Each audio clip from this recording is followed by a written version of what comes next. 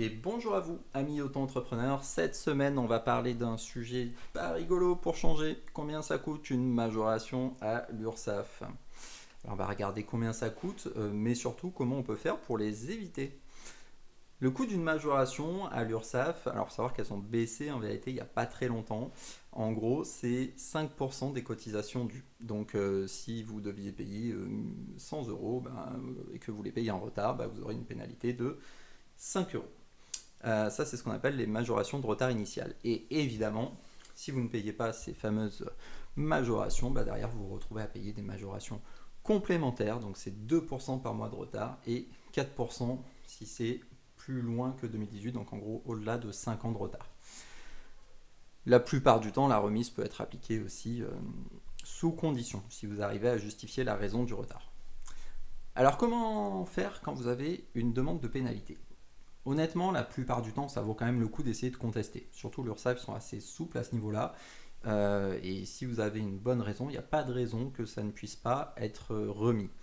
Donc il suffit d'aller sur votre compte auto-entrepreneur URSSAF, d'aller sur l'écran dans la messagerie. Et quand vous envoyez un message, vous verrez qu'il y a un menu spécial Demander une remise de majoration. Et là, vous complétez votre demande en expliquant la situation. Il peut éventuellement y avoir des remises de pénalités automatiques, mais honnêtement, c'est assez rare. Mais en tout cas, la plupart du temps, vous allez pouvoir avoir une remise, notamment s'il n'y a pas eu d'infraction au cours des 24 derniers mois. Alors c'est sûr que si tous les mois vous demandez des remises, au bout d'un moment, ça ne passera plus. Mais quand c'est exceptionnel, en général, il n'y a pas de problème. Et quand les montants sont relativement faibles, évidemment, c'est plus facile aussi d'obtenir une remise, ce qui est assez logique. Mais globalement, si vous avez des bonnes raisons pour ne pas payer ou pour avoir payé en retard, l'URSSAF n'est vraiment pas très difficile en termes de justificatifs pour obtenir des remises. Une autre solution très simple pour ne pas avoir de pénalité à l'URSSAF, c'est de venir chez SuperIndep, on s'occupe de tout, on gère vos déclarations et on vérifie toutes les nuits qu'il n'y a pas d'anomalie.